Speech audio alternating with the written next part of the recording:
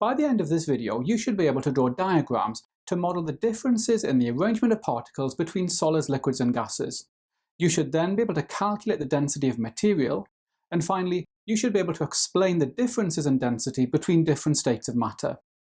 Now, there are three common states of matter, and these are solids, liquids, and gases. We're going to start by looking at how the particles are arranged in these three states. Let's start with solids. I'm showing you the arrangement of particles in a solid here. In a solid, the particles are very close together, and they're arranged in a regular pattern. Particles in a solid vibrate, but they do not move from place to place. Here's the arrangement of particles in a liquid. In a liquid, the particles are still close together, but they're not arranged in a regular pattern. In fact, the particles in a liquid can move around each other. This shows the arrangement of particles in a gas.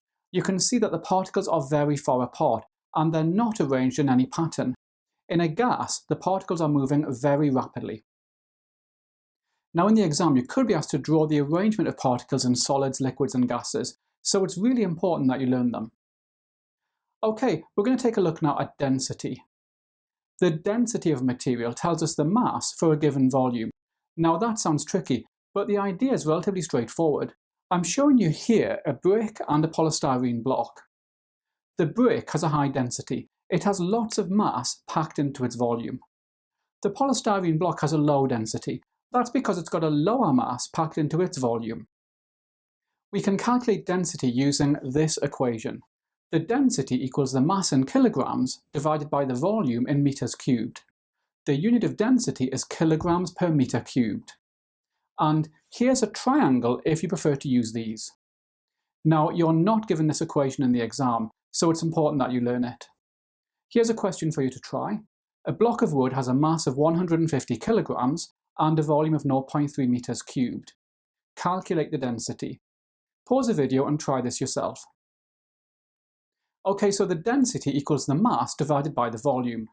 The mass is 150 kilograms and the volume is 0.3 meters cubed. Putting these into the equation gives us a density of 500 kilograms per meter cubed.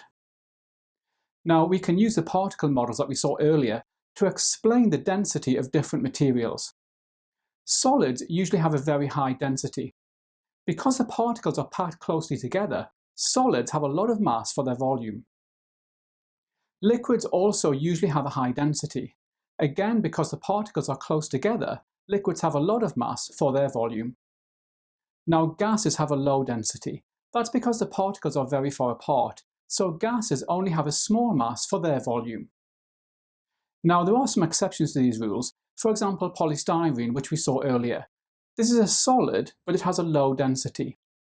That's because it has a very open structure and is full of air spaces, so it has a small mass for its volume. I'm showing you polystyrene under a microscope here, and you can see the air spaces.